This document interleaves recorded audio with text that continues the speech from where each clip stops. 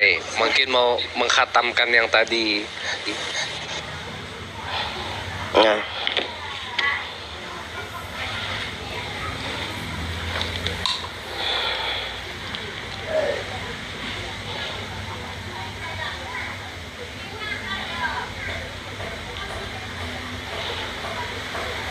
Lu jangan kasih lihat sampai malam pertama lu dong, kayak malu. taplak meja, bukan saya. Itu tablak meja, woi. Nah, tadi pada kata patne tadi itu artinya ini. A crib, tempat tidur bayi. Menger artinya ini palungan. Yang tadi yang Brother Jibril tampilkan apa tadi? Untuk dewasa apa hadis ya? Itu sebentar. Mitra. Wah, Ates dan Mitra. Patne ini. A crib, tempat tidur bayi. Menger, palungan. Tadi kan Lukas pasal 2 butir ke-7. Ini jadi ada dua dewa, Bang. Sebentar ya, boleh saya tunjukkan, Bang? Nah itu. Jadi ada dua dewa sebenarnya. Jadi di sini, sebentar. Ini dewa Mitra kalau nggak salah. Nah, ini dewa Mitra. Di dewa Mitra ini detailnya disebutkan bahwa nih, ya saya translate.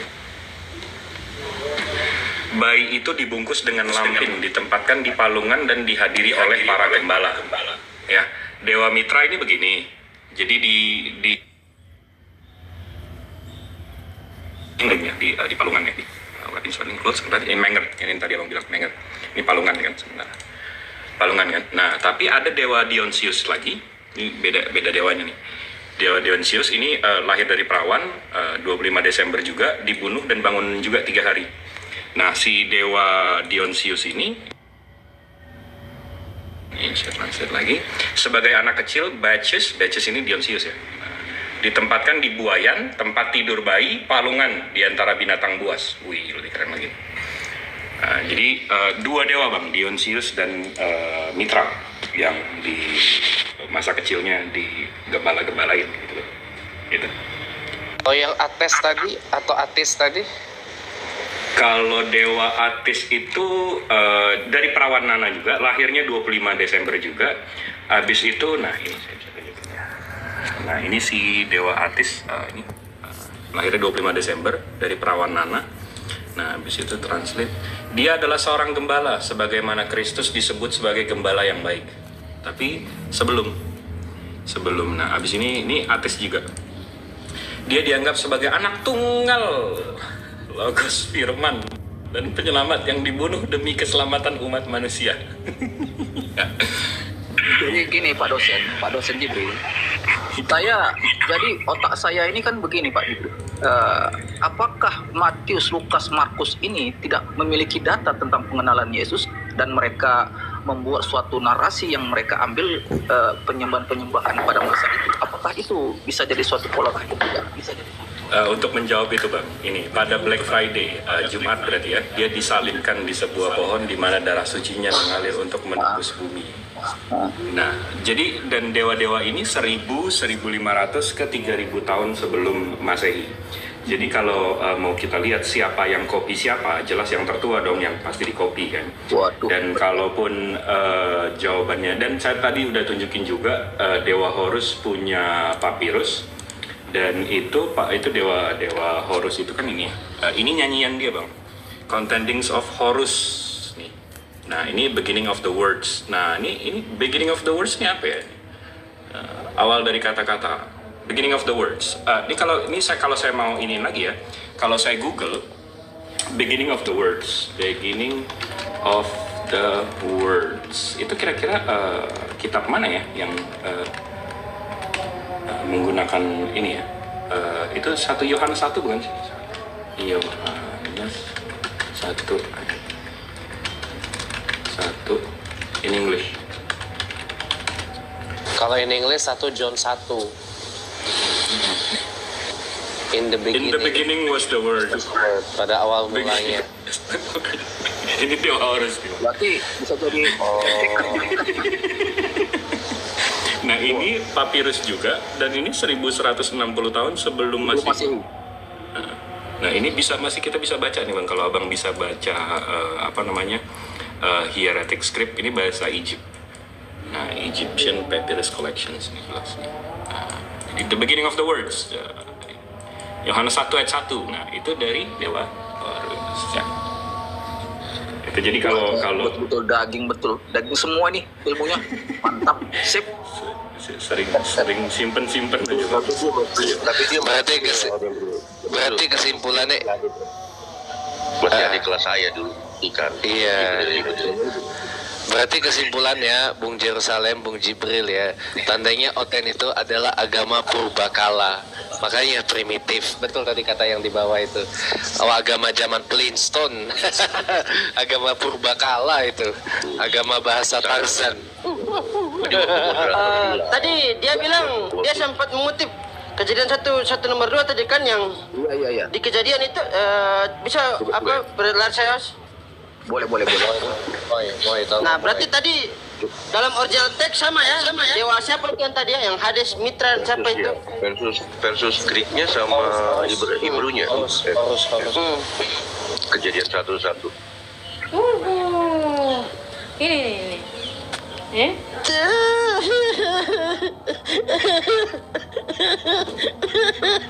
Waduh.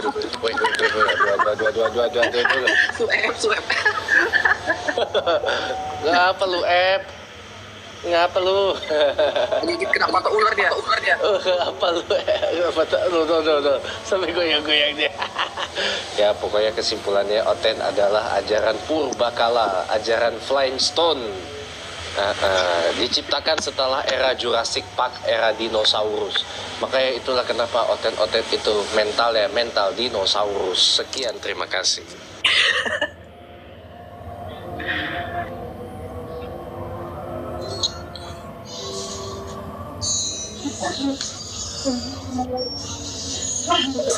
Salah besarkan.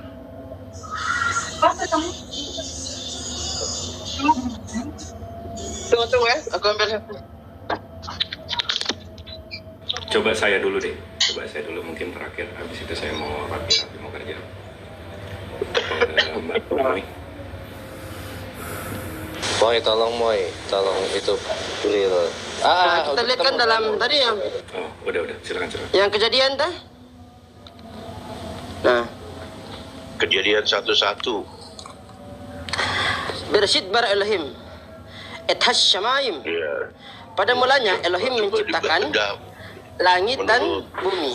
Nah, wa arat haytat huwa wa khashakh al benethum beruah Elohim merkhafat al beneham mayim. Beruah Elohim dan roh Elohim, anginnya Elohim merkhafat al beneham mayim, melayang-layang di atas permukaan air. Nah, sudah. Nah, sekarang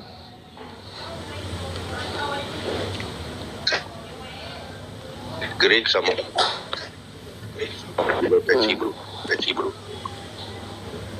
Tadi itu Hebrunya kan yang Genesis 1:1.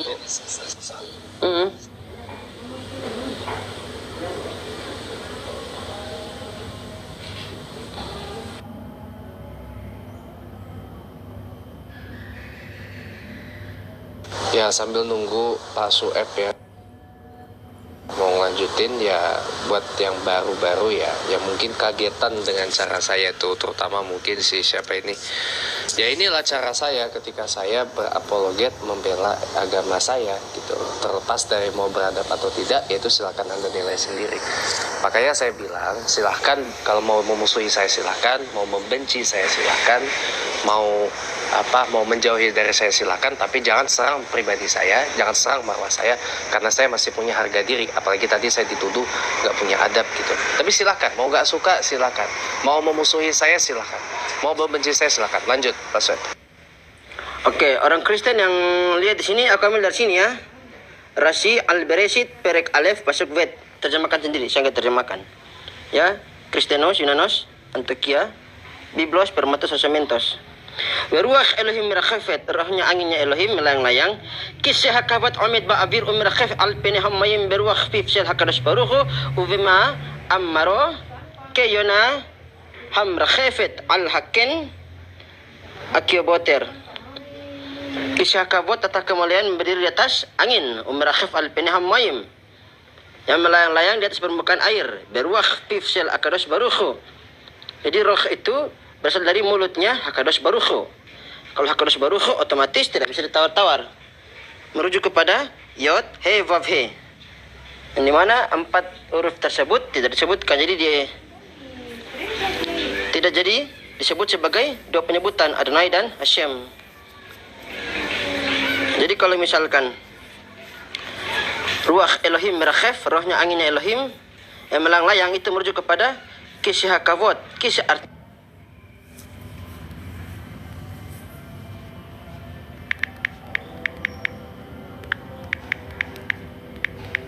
kursi, hakavod artinya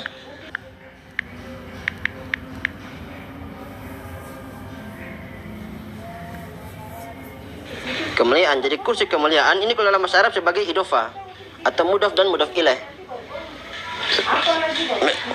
Begitu. Jadi bukan merujuk kepada Yesus. Nah, sekarang kita lihat di Merujuk kepada apa itu? Merujuk yang kepada mana? siapa? Yang tadi Pak Sweb bilang.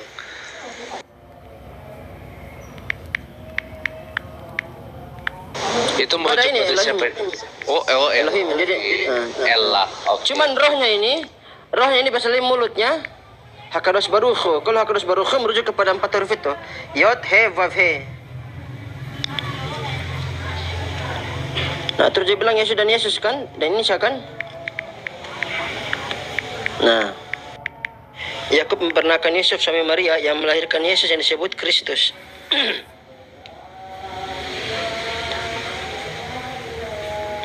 Yakob de Egenesen ton Yosef ton Andra Marias es Egenete Yesus ho legomenos Christos. Nah ini Yakob halid ed Yosef Baal Miriam Asher Mimmena nolada Yesua Hanikra Masyach Yesua Yesus Masyach Christos. Nah, sekarang kita lihat di dalam, kita pakai bahasa Yesus. Muhammad tadi di mana? Ini Aramaik bahasa Yesus ya. Yakob aulid liyausif Gabra da Maryam demina itilid isyo demit kare msikha isyo demit kare msikha ya isyo demit kare msikha isyo msikha Yesus Kristus Yesus Masyiach Yesus Masyiach ya. Bagaimana dengan dalam bahasa Arabnya? Kita pakai Injil Syarif dalam bahasa Arab.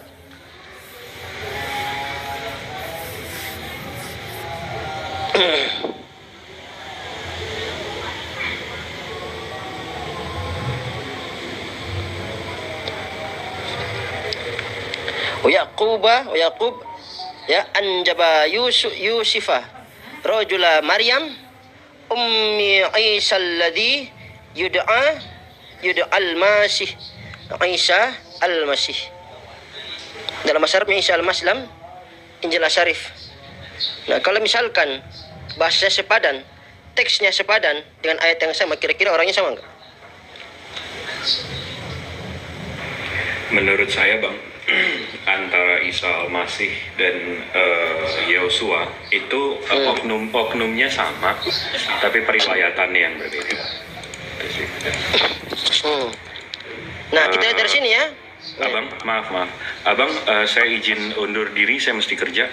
Tapi saya standby di bawah kalau tiba-tiba ada yang ngeyel di atas. Ya. Izin, maha benar Allah dengan segala firman-Nya. Assalamualaikum warahmatullahi wabarakatuh. Waalaikumsalam. Waalaikumsalam warahmatullahi wabarakatuh. Nah, kita lihat di sini ya. Ini punya orang website orang Kristen ya. Alkitab Sabda ya. Isa Al-Masih. Isa Al-Masih. Nah ini. Isa Al-Masih. Kata sebutan bagi siapa nih? Coba Bang Ayubi minta tolong baca ini Bang Yelbi yang aku birukan ini. Mana itu? Isa Al-Masih 1. Sebutan bagi Yesus. Kata sebutan bagi Yesus. Bukan bagi Om J ya? Bukan. Nah. Berarti Isa yang diurapi. Isa yang diselamatkan. Selamat. Nah, jadi nama Nabi Isa Yesua tadi itu dalam artinya nih, Isa yang diselamatkan. Sini menjawabnya. Jadi dia masih diselamatkan. Berarti yang Isa Al-Masih itu diurapi artinya diselamatkan ya? Diurapi itu yang Masya itu artinya diurapi. Itu yang apa tadi? Yang Aramnya tadi ya? Aramnya tadi ya? Iso. Ibrani. Oh, Yeshua HaMesia. Nah ini. Nah sekarang gini. Coba. Aramaik itu ada dua, ada Western Aramaik, sama Eastern Aramaik. Coba lihat ini ya. Ya. Perhatikan ya. 5, 4, 3, 2, 1. Sama nggak dengan yang ini? Sama ya? Sama. Sini. Open scripture on GitHub based on the work of Larry Pearce at the online Bible. Yeshua, he is safe. Diselamatkan. Dia diselamatkan. Nah, tadi baru Isa yang diselamatkan. Isa Al-Masih, sebutan bagi Yesus. Nah, perhatikan lagi. Lihat lagi di sini. Nah, ini kan dia pakai harokat, ya. Sekarang kita buka yang gundul. Dalam surat Al-Baqarah ayat yang ke-136, kullu amana billahi wa ma unzila ilaina wa ma unzila ila Ibrahima wa Ismaila wa Ishaqa wa Yaquba wal atsbati wa ma utiya Musa wa ma utiya nabiyyuna mir rabbihim la nufarriqu baina ahadim minhum wa nahnu lahum muslimun. Ada Isa di situ. Surat Al-Baqarah dalam terjemahan bahasa Ibrani ayat yang ke-136. Ini nikut ya, ini gundul ya, enggak ada nikut. Amru ainuha aminu bi Allah wa ma syaurat ilainuha Quran. وما شورت الأبراهام ويشمعيل ويتخاك ويعقوب ويحشبتم ويأشر نتن لموشي أولي يسوع ويأشر نتن لنبيهم مريبونام إن إنو مفدلين بنيهم ومسلمين متمسرين إنو لأملا أنو لأملا sorry يسوع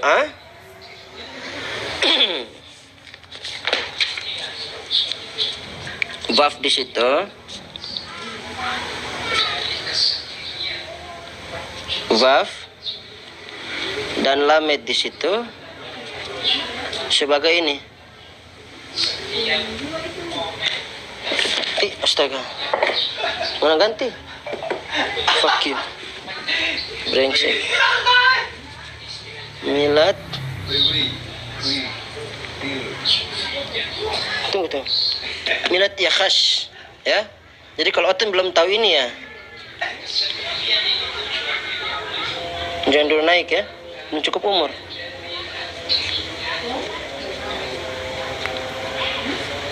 Gitu. Dan kepada kawan-kawan monggo dilanjut. Saya mau izin pamit. Ada bentar lagi mau salat zuhur ya. Maha benar Allah dengan segala firman-Nya. Assalamualaikum warahmatullahi wabarakatuh. Waalaikumsalam warahmatullahi wabarakatuh. Nah ini ya, jadi ulah atau dalam bahasa Inggrisnya preposition. Ini dan kepada Yeshua. Begitu. Nah, sekarang kita lihat lagi. Sama ya? Tulisannya dengan yang ini.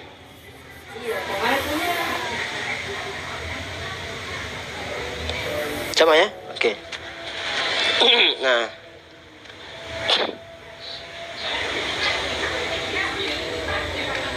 Nah, kita buka terjemah Al-Quran Nul Karim.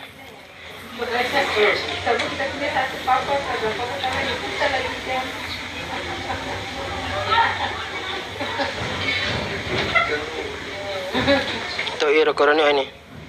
Al-Quranul Karim tarjama ila luga ma'aniya. Apa kalau ATM di situ? Ini Al-Quranul Karim wa tarjama ma'aniya ila luga Yunaniya. Itu Arabnya dalam Ibrani ini. To iro Quran yo. Kios. Kita ambil lantai juga ya dalam surah Al-Baqarah ayat yang ke-136. Tapi sudah Hama sudah diambil tali. Kecuali kalau Hama belum. Tunggu sahabat apa ini? Tunggu. Kan Hama sudah diambil tali. Oh. Tak apa ini, tunggu sabar dulu, tunggu. Tunggu sabar dulu, tunggu.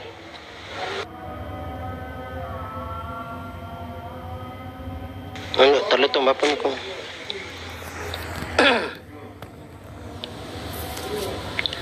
Nah, dikatakan Al-Baqarah 136 dikatakan begini. Terangkat sama dalam 50 Na de lo sete peste fane oton amlah kai se hoti apo khalufe se mas to Quranyo kai oton Abram ya Ismail Ishak Yakob kai hotis pules kai ho oti dido tehe oton Mose kai ton Yesu akusatif kai ho hoti detekse ho olos tos profetes apton kuriotos den kau kanaume kamia dia rise anamesa ho opoin de pete ap autos ki emes ho auton oton Allah hupotah te khame ay maste Mausul manoy Mose kaiton Yesu. Nah, Yesu di sini dalam bentuk case-nya adalah case-nya itu bisa dilihat pada Matius pasal 1 butiran ke 1 dalam bentuk genitif.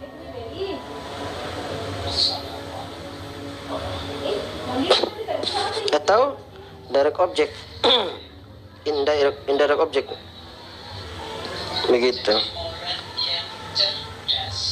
Yesu begini.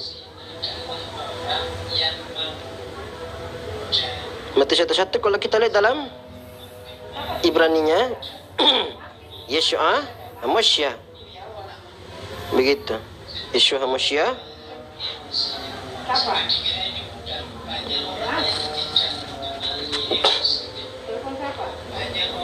Hada sijilli nasabi Isa al-Masih ibn Daud ibn Maryam. Isa al-Masih. Yeshua, Yesu. Begitu. Barang siapa? Di mana? Yeshua Mashiach. Surat Al-Imran 45 gimana? Idza qalatil malaikatu ya Maryamu innallaha yubashshiruki bi kalimatin min ismuhul Masihu wa Isa ibn Maryam wajihan fid dunya wal akhirati wa minal muqarrabin. Surat Al-Imran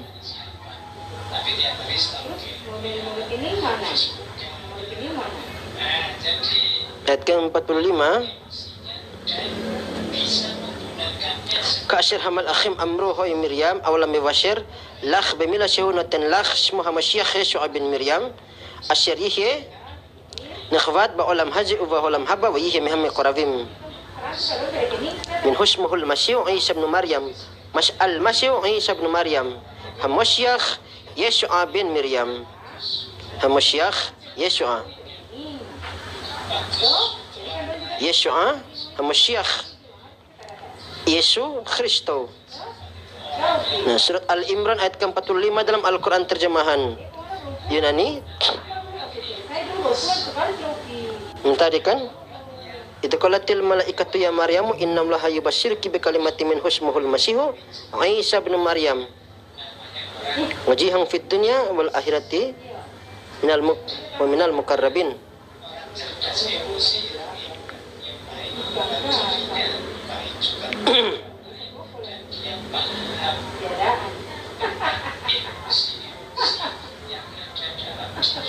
Oke, mah.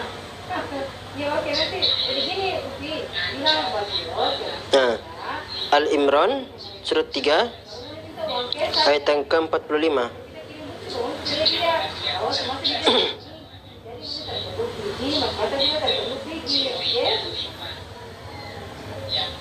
Nah, lihat di sini ya. Ko ita hoy angeloy ay panho Maryam ho amla so anangelay Eucharista mia ena logo to onama ta nai Mesias Yesus. Mesias Yesus konfirmasi dalam kurungnya Kristus Yesus. Yesus. Nah, to paidi tes Mariam ta tuhe de megales ties se oton ton kosmo kai oto legontijo kai ontrofos me ekenos po brio khontai polu khonta oton amma. Jadi Yesus, Mesias Yesus, Kristus Yesus. Nah, tadi dalam Matius 1:17 ya. 1:17. Nah ini. Nah ini. Yesus, Kristus. Yesus, Kristus. Yesus, Kristus, Yesus. Nah, kalau misalkan teksnya sepadan, kira-kira orangnya sama enggak?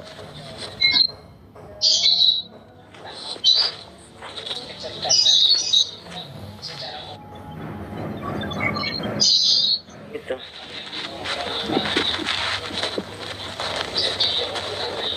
Masih kurang. Aku tambah dengan Aramai kalau gitu.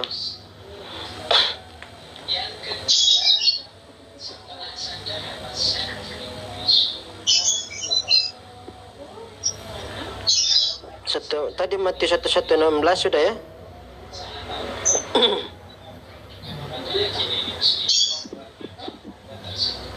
Tadi dalam ini ya. Ini ketaba dilidute de isyo Mishikha Bred David Bred Abraham. Begitu. Yesus tadi yang dalam Al-Baqarah 136 dalam terjemahan ini nih. Aramaiknya nih. De isyo. Begitu.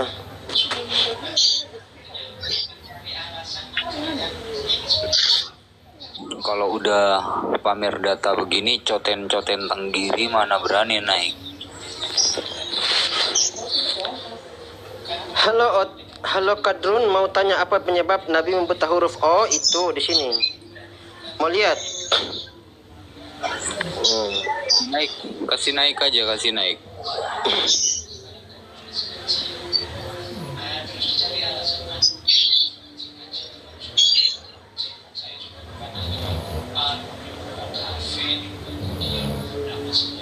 Nah ini. Waktu kaum keluarganya mendengar hal itu, mereka datang hendak mengambil dia, sebab kata mereka ia tidak waras lagi. Ini kalau kita baca dari ayat ke-20 merujuk kepada Yesus. Karena ia kata ganti orang ketiga tunggal, ianya huruf besar. Ya. Nah, pada Markus pasal ketiga butir yang ke-21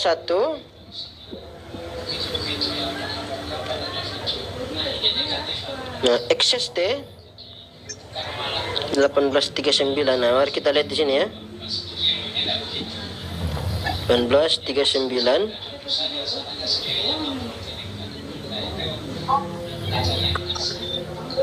Nah, bentar. Di pending dulu itu. Ada AM nih. Tuliskan nih. Selamat siang. AM. Ya, selamat siang. Ini ya, mau menanggapi atau mau bernyanyi dulu atau gimana? Saya mendengarkan dulu, saya baru masuk. Jadi saya mendengarkan aja dulu. Lanjutkan Markus 3:21. Map.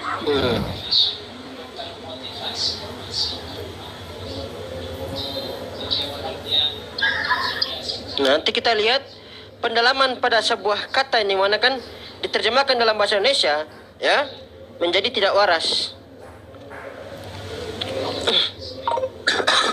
Nah, dalam ini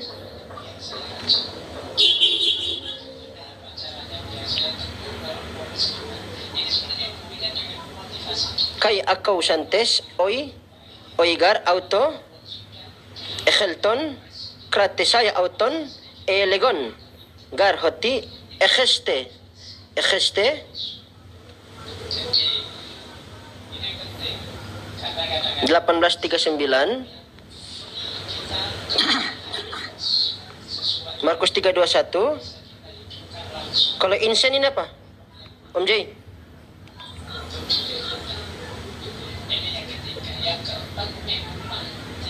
Om Jay? Insen. Iya, iya. Iya, iya. Om Edan? Itu sebelah kiri. Gendeng ya, sinting. Gendeng ya, sinting alis gila Om Edan. Insen itu coba. Tadi kau. Insen itu agak-agak lah, bahasa tentunya agak-agak. Dalam Markus 3:21. Ada ketemu ada. Dia merujuk kepada 2 Korintus 5 nomor 13 dan juga Markus 3:21. Jadi kalau misalkan jujur dengan pendalam pemaknaan pada kata tersebut, waktu kaum keluarganya mendengar hal itu, mereka datang hendak mengambil dia sebab kata mereka ia tidak waras lagi atau ia gila. Nah, itu yang pertama. Tadi kau bilang buta huruf kan, jadi Tuhanmu gila. Yesus kau sama sebagai Tuhan itu gila. Pada Kisah Para Rasul. Bentar. Itu yang menuduh gila, yang menuduh Original teks yang mengatakan. Iya, yang menuduh itu keluarganya atau di luar keluarganya itu yang menuduh? Keluarganya. Ya. Oke, fix. Masa keluarganya bilang yang benar lah Bang Mukidi. Jelas-jelas lah itu nggak masa gitu siapa bilang. Nah, ketika si bidang itu melihat keberanian Petrus dan Yohanes dan mengetahui bahwa keduanya orang biasa yang tidak terpelajar, heranlah mereka dan mereka mengenal keduanya sebagai pengikut Yesus. Orang biasa yang tidak terpelajar. Yes, Oke.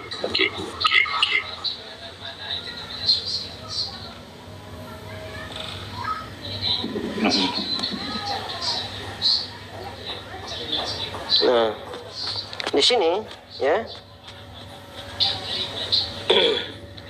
Teurontes detento Petro Garasian kai Iowano kai katalabo minoi hoti antropoi agramatoi eisin kai idiotai etau mason epe ginoskon te autos hoti son to yeso hesan ya, jadi idiotai. Jadi tuh Yesusnya gila, murid-muridnya idiot. Begitu. Jadi kalau kau ya tuh Yesus sebagai Tuhannya gila, eksiste gila karena insen tadi kan. Nah, murid-muridnya murid-muridnya idiot. Original teks yang mengatakan, bukan saya. Gini Bang Suha, gini alangkah baiknya kan ada Kristen, mungkin dia bisa memberi bantahan berikut. Kita dengarkan dulu. Mana Pak ini sebagai enggak menjawab. Aku menjawab yang di typingan di bawah yang katanya kita buta huruf itu loh, sama kadron itu. Iya. Mungkin Bang Aib gitu. Jadi kutu-kutu Yunanis Antioquia Greek Biblos Termos Permatos Rosamentos yang di bawah itu, ya kalau bilang buta huruf, oh kalian punya lebih sadis. Sudah idiot, Tuhannya gila, gitu. Begitu ya. Idiot, Tuhannya gila. Muridnya idiot, Tuhannya gila. Begitu, gimana tuh? Saya himbau yang di bawah begini, saya himbau yang typing alangkah baik Anda tidak berkapas yang cukup untuk naik dan coba cari saudara seiman Anda untuk dinaikkan ke atas. Itu aja himbauan dari saya. Enggak berani Bang. dijangkau berkali-kali nggak berani.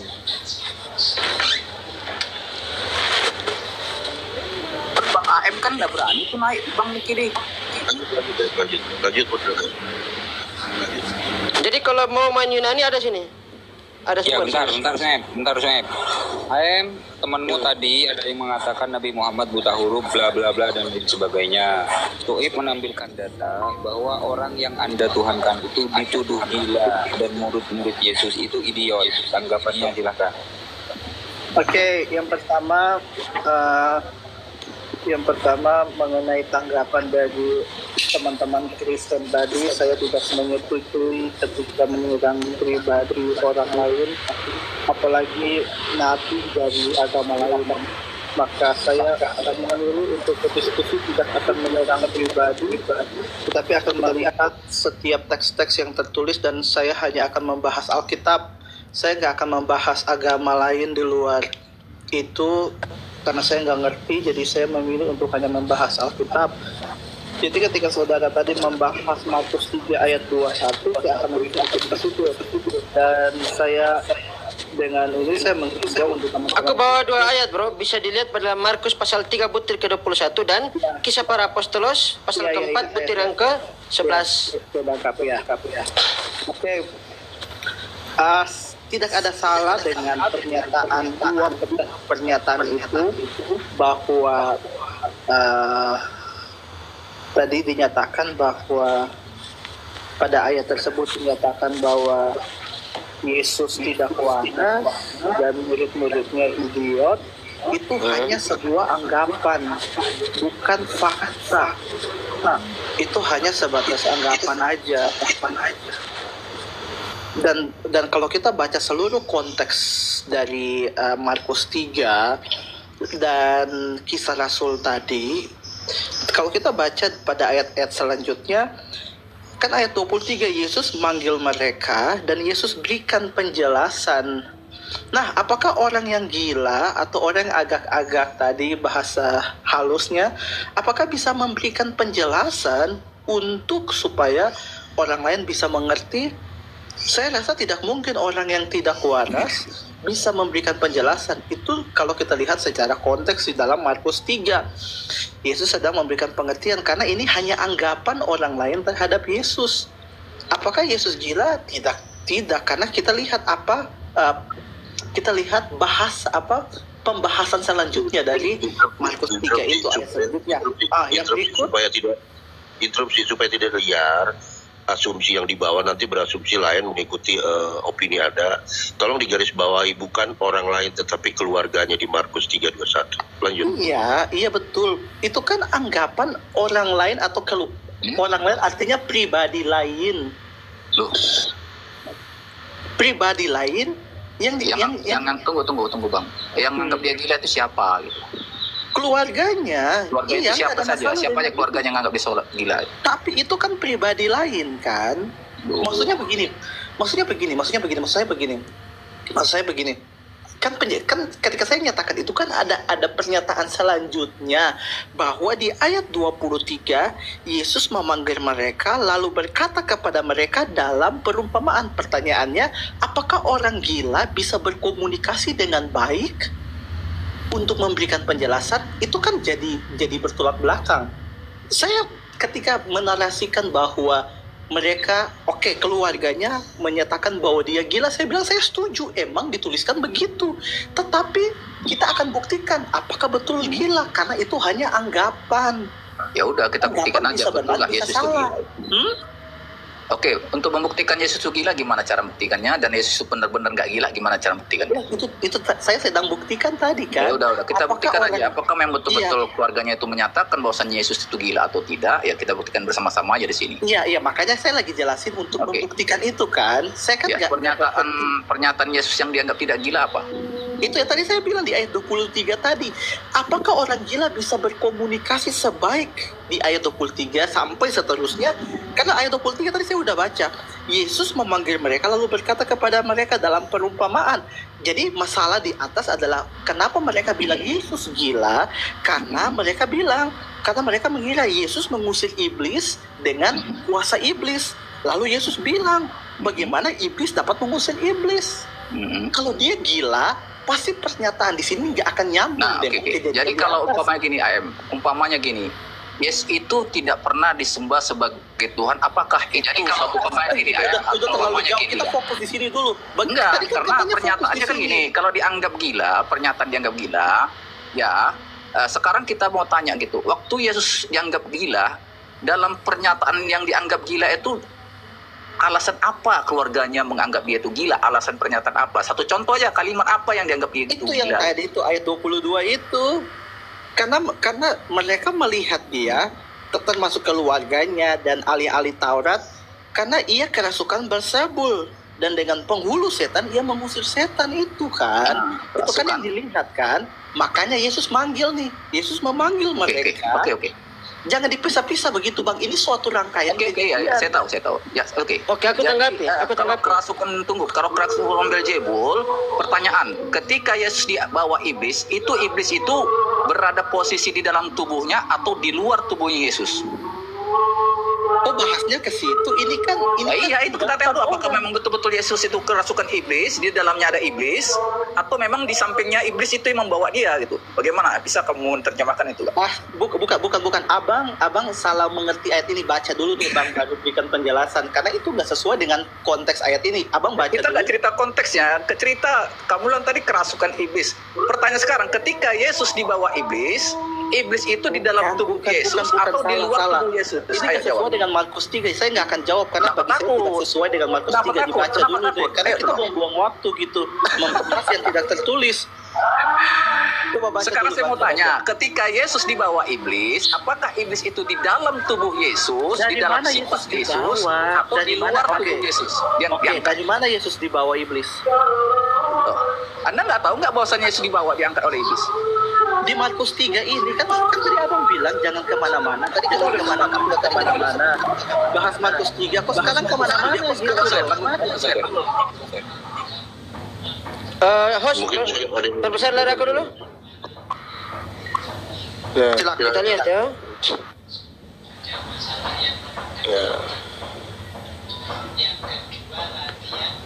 Tadi kau bilang itu kan metaforik kan? Markus pasal 3:21. Bla bla bla bla. Bukan. Iya. Saya mau pasal ini dibahas. Saya mau perikop ini dibahas Tidak waras secara lagi. utuh ya. Saya mau Ya, sudah. silakan dibahas secara utuh ya.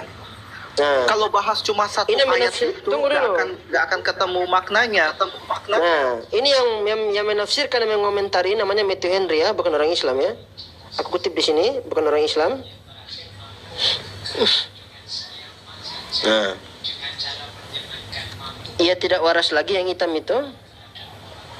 Beberapa orang memahami hal ini sebagai pendalilan tidak masuk akal, lebih berupa celaan daripada rasa hormat kepadanya. Karena itu kita harus membaca apa adanya.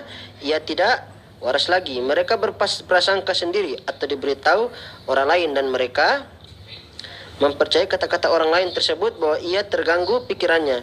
Sebab itu kaum keluarganya harus mengikat dia dan memasukkannya ke ruangan gelap.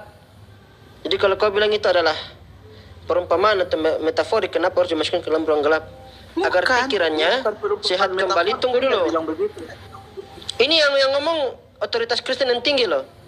Banyak di antara kaum keluarganya memilih pikiran buruk tentang dia dan menerima begitu saja tuduhan-tuduhan sesat yang ditimpakan sebagian orang mengenai jiwanya yang berkobar-kobar, dan mengatakan bahwa dia sudah, orang jiwa-jiwa mengatakan bahwa dia ini kan Yesus huruf besar kan, dia sudah apa tuh? Dia gila. Dan dengan anggapan itu mereka hendak menghentikan pekerjaannya nabi-nabi dahulu, kala juga disebut sebagai orang gila. Jadi seperti ikan ditaruh di ruang gelap. Nah, dan juga tadi dalam terjemahan EGST tadi itu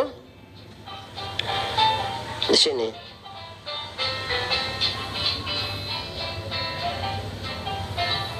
Ya, NHCB ia telah kehilangan akalnya, NKJV, NJB ia tidak waras lagi, NRCV ia tidak sudah waras lagi, dan ini TEV ia sudah apa itu? Ia sudah gila. Ada kesalahan terjemahan ya. Nah, dalam Alkitab Sabda, komentarnya Matthew Henry sama ini, Putley. Markus 3:21. Begitu. Jadi nggak ada perumpamaan dan juga eksistensi harusnya ia gila. Ia menjadi gila. Bukan tidak waras tapi gila. Karena ada pembengkokan terjemahan di situ. Ya, tapi suatu hal yang sangat mengagetkan itu keluarganya yang mengatakan itu, bukan orang lain gitu. Nah, alasan apa keluarganya mengatakan iya, itu dia. Itu tanya sama orangnya langsung itu. Ya, kalau ahli-ahli Taurat sih wajar lah, tapi ini keluarganya. Selama ini kan keluarganya kan dekat dengan dia, bersama dengan dia, tidur bersama dia. Kenapa keluarganya menganggap sesuatu hal itu yang sangat memberikan suatu persepsi yang negatif kan begitu. Nah, alasan apa keluarganya mengatakan dia itu begitu? Itu yang kita perlu jawaban tadi gitu.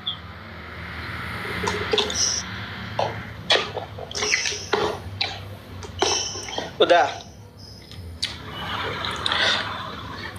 Nah, tapi tadi pernyataan tadi bahwa ketika ada orang gila harus dimasukin di ruangan gelap, diikat dan seterusnya, apakah itu terjadi pada Yesus? Bukan ke sana larinya, keluarganya tadi. Alasan apa keluarganya mengatakan dia itu gila? Itu bukan Yesusnya, keluarganya. Paham nggak? Iya, paham. Itu kan saya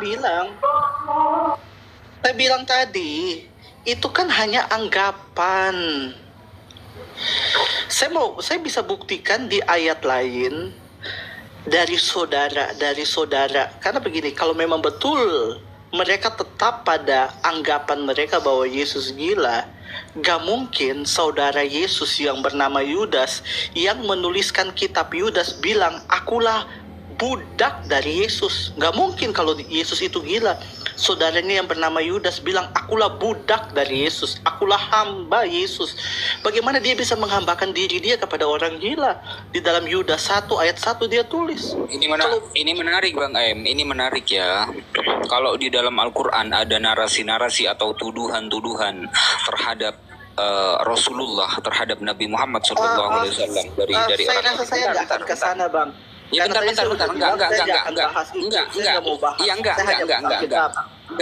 enggak, iya begini. Kalau dalam Al-Quran ada tuduhan terhadap Nabi Muhammad ya, tuduhan orang-orang kafir yang menuduh Nabi Muhammad gila begini dan begitu.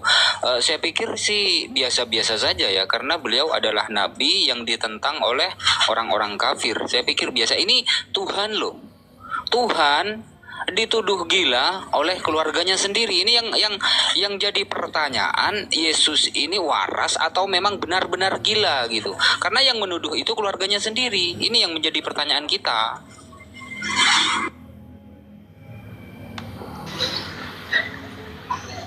Kalau kita lihat kembali lagi, ada sebuah kronologis. Tulisan ini ada di Markus. Awal-awal Markus menuliskan ini. Memang ada bagian ayat lain menuliskan, bahkan bukan mereka bilang dia gila saja, bahkan saudara-saudaranya tidak percaya kepada dia. Bahkan sampai segitunya. Tapi nggak apa-apa, itulah manusia. Nah, tetapi yang tadi saya jelasin, akhirnya ketika ada proses yang mereka lewati bersama dengan Yesus, di dalam Yudas 1 ayat 1, itu si Yudas, saudara Yesus sendiri bilang, akulah budak dari Yesus Kristus. Bagaimana kalau dia seorang gila ya, dan mereka terus menganggap dia sebagai orang gila? Bisakah saudaranya menyebutkan dirinya sebagai budak dari Yesus itu sendiri? Gak apa-apa, memang betul mereka menganggap itulah proses yang dialami oleh manusia. Bukankah manusia dari tidak mengerti akan jadi mengerti? Semua itu kan proses. Makanya penulisan itu ada di awal-awal. Bagi saya itu nggak masalah. Itu kan hanya anggapan. Tapi pertanyaan berikutnya kan, apakah betul dia gila? Saya udah jelasin dari ayat 23 tadi. Bisakah orang gila memberikan komunikasi yang sangat baik ketika dia manggil keluarganya dan menjelaskan? Sama halnya seperti tadi saudara bilang bahwa ada tuduhan kepada Nabi Muhammad bahwa Nabi Muhammad juga gila. Bagi saya nggak gila. Bagaimana seorang gila bisa memimpin pasukan untuk berperang? Itu hanya bisa dilakukan oleh orang waras. Jadi ketika tanya kepada saya, apakah setuju? Saya nggak setuju kalau dinyatakan bahwa Gini. gila gitu kan. Gini. Karena kita lihat fakta ke depannya. Gini bang. Iya, silakan. Kalau di dalam Al-Qur'an ya, Nabi Muhammad dituduh gila oleh orang-orang kafir. Itu langsung dibantah tuh. Langsung dijelaskan oleh Allah Subhanahu wa taala, "Wa ma sahibukum bimajnun." At-Takwir, surah At-Takwir ayat yang ke-22. Nabi Muhammad itu bukanlah orang gila. Nah, yang menjadi pertanyaan, Bang, keluarga Yesus ini kan menuduh bahwa Yesus ini tidak waras atau gila gitu kan. Ada nggak dalil bantahan yang menyatakan bahwa Yesus ini tidak gila gitu? Ada nggak Pembelaan dalilnya? namanya pembelaannya. Ada nggak pembelaan keluarganya? Bahwasannya dia tidak gila. Itu ada nggak pembelaan keluarganya? Tadi kan saya udah jelasin. Saya kan Itu kan omonganmu, keluarganya. Ada nggak keluarganya menyatakan bahwasannya anakku ini tidak gila gitu? Ada nggak? Lah kalau kita butuh pengakuan ya nggak ada lah. Tapi kan Itu makanya dapat clear.